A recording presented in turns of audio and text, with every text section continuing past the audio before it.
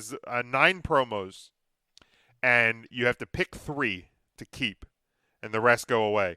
So it was the Hard Times promo, Dusty Rhodes, AJ Lee's Total Divas promo, Mark Henry's fake retirement, Love it. the One Night Stand, Paul Heyman from ECW One Night Stand, the Pipe Bomb, obviously, Miz from Talking Smack, where he's looking in the camera, Austin 316, the Rock Armageddon one, which I think where he did all the impersonations, the I Did It for The Rock, I think that's the one, and then the Randy Savage Cream of the Crop promo. So, I mean, obviously 9 really good ones. For me, the Austin 316 absolutely has to stay. I kept the Talking Smack promo from The Miz. And the reason I kept that one, obviously I'm a big Miz guy, but that level of promo work, with that much emotion, you don't see that a lot anymore. And that one, because of the type of show that Talking Smack was, it was an interview show, but that nobody at any point in that show went to like that level, and it was like you didn't know was this, and it was that great thing from any promo where you question, is this real or not? So I freaking love that one, and I think I really do. I think my third one is the Mark Henry retirement speech. The retirement promo, because it was he's sitting there and he's talking about his kid, and he's finally going to go home and be with his son, and he's crying, and Cena's there, and then he just nails Cena and just drops him like a bad habit. And it was because again, you're sitting there going, and Mark Henry, obviously, I mean, he has the longevity in the company. But you never necessarily looked at Mark Henry and was like, wow, there's a guy that I'm going to really miss when he retires. And then he's retiring, and you're like, oh my God. He had that great feud with Ryback. How could you be upset about that? And it's like, holy shit, this guy can't leave now. He's still on top of his game, and then bam, he's right back in. It was so good. So those are my 3 to keep. So good that it took 2 more years for Mark Henry to be back on WWE program, and fuck him. He's part of the Big Show. He will never make my list of anything ever again. Don't be rude. Hold on. Mick Foley was okay. Come on, man. Spoiler alert. I'm only on episode 2.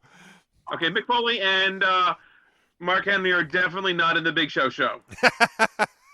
Definitely not. I was gonna say, I mean, I'm glad you quantified that. If it was important to Jim, he'd have watched it already. That is true. I'm not talking about that. I'm talking about you saying any involvement in the Big Show. Yeah, Mick Foley was fine though. He's still on my one of my Mount Rushmores. Absolutely, Austin 316. That should be everybody's number 1. There should not be a list without that, in my humbled opinion. That is probably no. You don't need to be humble about it. It should be on everybody's list. If it's not, I award you no points, and may God have mercy on your soul. That's fair. That's fair. It absolutely is. I just recently watched One Night Stand, and Paul Heyman cut a scathing promo. Really did. It was so good. His whole "this is ECW," and it really probably goes back to nobody bought Paul Heyman shit more than Paul Heyman did, and he was a great promo. Not in my top 3. My top 3 are Hard Times, just from the depth of what that promo talks about. And I never watched it live. It was only recently that I really discovered that. But that just the emotion in that is something totally different. The Pipe Bomb, I think, for what he did to CM Punk. And then I think you talk about modern day Austin 316s. That was CM Punk's Pipe Bomb. Austin 316 would be my 3rd. I would say Talking Smack if I could say 4. Because watching that live, you knew something special was happening. Yeah, I think we were watching that. Doesn't happen all the time. This is really good. Holy shit! Yeah. Because Daniel Bryan storms off, He takes a shot about him being hurt, him being weak. Daniel storms off and just. So I'm gonna have to go watch the it tonight belt, after. The belt on the glass table, I can still hear it. So good. It was really, really good. That'd be my number 4. So if I get a bonus, saving Mizzy Boy. Very good, Matt. How about yours? Austin 316 for sure. Very good. I mean, the dawn of the Attitude Era, which made us all fans. So how can we not say that one? Pipe Bomb for me, for all the reasons I said earlier, just in terms of fan involvement, changing that direction. And in terms of changing direction, my third one has to be the Total Divas promo, because that really solidified the women's revolution and got us to where we were going to be. Like, did the 4 horsewomen take off as much as they did without AJ Lee just finally saying let's be done with this whole diva shit and actually talk about women wrestling. Take out Nikki and Brie squawking on the side, don't you dare take that tone with me. Say that to our faces, as she's literally saying it to their faces. That didn't even take away from the whole promo for me of what AJ was doing in that moment of just taking what she kind of started on Twitter with a simple tweet and turning it into so much more. So in terms of direction, that would be my third, and my fourth would be Hard Times, for all the reasons that Ryan stated in his. I mean, just phenomenal stuff, and it is really tough because all 9 of these are just so good. My username right now is Jim is drunk again because I questioned your choices, but I loved every single second of that Mark Henry thing. I wouldn't put it in my top 3, but I just watched it the other day and just still was laughing until I cried. Someone was chanting Mae Young at him the retirement thing. And I mean the salmon jacket too. Come on. It's beautiful all jacket. That's a big man wearing a salmon jacket. That gets respect from me. That gets respect from me. And no one saw. Okay. A few people probably saw the World's Strongest Slam coming. I did not see that coming. I didn't. I thought it was just heartfelt, Mark Henry, Olympian wrestler, hanging up the salmon jacket, going home, loosening the tie. Honey, I'm home, and all of a sudden he just hugs on World's Strongest Slam. Strongest Slam, and I think that's part of it too that makes it better is that he did it to Cena, you know what I mean? Mm-hmm. But yeah. So Matt, you said that would be number 9 on your list. That would be the bottom. Number 9, but whoever made the list picked the great 9 promos that you have to pick. What is your number 9? Because that's really tough. Yeah. Man. Honestly, I'll probably put Armageddon at 9 because there's other Rock promos that I liked more than that one. Right. For me, it was Rock doing his shtick, doing it well, but we've seen that I think multiple times in segments of The Rock. So yeah, I agree. That would have to be my numero. I'm gonna drink a big glass of milk. That's from Rock, that promo. Rock. Gotta have was that from the middle? Was that from? Because it was Kurt. It was Rikishi, Kurt Angle, Austin, and Undertaker were the guys he was in that match with. So Rikishi, it was I did it for The Rock. Undertaker was one more time. He goes, he does the sit up. Austin, he puts the Austin hat on. Drink a couple of Steve Weisers, and then when Kurt Angle. I'm gonna drink a big glass of milk.